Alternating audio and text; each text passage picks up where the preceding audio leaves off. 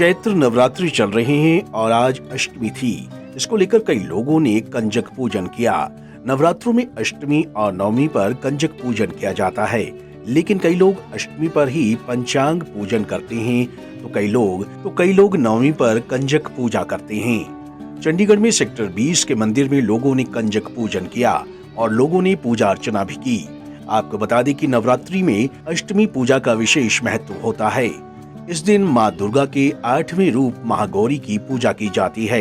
देवी भागवत पुराण में कहा गया है कि माँ के 9 रूपों और 10 महाविद्या सभी आदि शक्ति के अंश और स्वरूप हैं, लेकिन महादेव के साथ महागौरी ही उनकी अर्धांगिनी के रूप में विराजमान रहती हैं। कहते हैं महागौरी की पूजा करने से हर असंभव कार्य भी संभव हो जाता है। अधिकतर लोग अष्टमी के दिन कन्या पूजन भी करते हैं, जबकि कुछ लोग रामनवमी के दिन कन्याओं को भोग लगाते हैं। हम नवरात्रों में 8 दिन जब व्रत रखते हैं तो अष्टमी वाले दिन हम माता रानी को चुन्नी चढ़ा के प्रसाद चढ़ा के, और सबसे जो मेन काम होता है वो होता है कंजका पूजन, क्योंकि हमारे देश में दुर्गा शक्ति को सर्वरूप माना गया है, नारी को सर्वोच्च स्थान दिया गया है।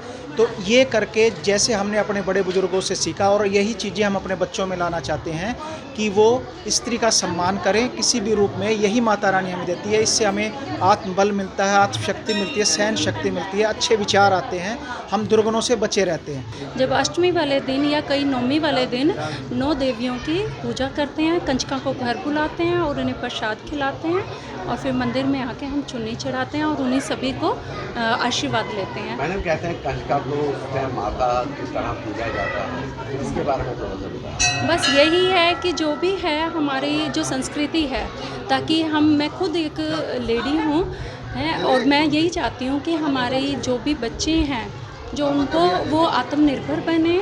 हम उनको पूछते हैं इसलिए ताकि हम उनका सम्मान कर सकें और ये सभी समाज में ये फैलाते हैं कि हमें कंजका को और देवी का रूप जो है, जो माताएं हैं या बहनें हैं या बेटियां हैं, उनका सम्मान करना चाहिए। ये जो कंजका पूजन है, आज के दिन जो नवरात्रों का व्रत करते हैं, आज के दिन कन्याओं का पूजन करने के बाद ही ये व्रत समापन होता है। कन्या पूजन करके ही, कन्याओं का सेवा करके, पूजन करके फिर अपना व्रत समाप्त कर सकते हैं। कहते हैं कंजका को उस समय माँ का दर्जा दिया जाता है। हाँ, बिल्कुल माँ समझ के ही, भगवती का रूप समझ के इनका पूजा किया जाता है। देवी भागवत के अनुसार राजा हिमालय के घर देवी पार्वती का जन्म हुआ था। महज 8 वर्ष की आयु में ही उन्हें अपने पूर्व जन्म की घटनाओं के बारे में आभास हो गया था। उसी समय से उन्होंने भगवान शिव को अपना पति मान लिया था और भगवान शिव को पाने के लिए तपस्या शुरू कर दी थी। तपस्या करते करते एक समय ऐसा भी आया जब माँ फूल पत्तों फलों का ही आहार करने लगी। इसके बाद तो माँ ने बस वायु के सहारे ही अपना तप आरंभ रखा। माँ की तपस्या से प्रसन्न होकर भगवान शिव ने उनको गंगा स्नान करने को कहा। जैसे ही माता पार्वती गंगा स्नान करने पहुंची, वैसे ही देवी का एक स्वरूप श्याम वर्ष के साथ प्रकट हुआ, जो कौशिकी देवी कहलाई।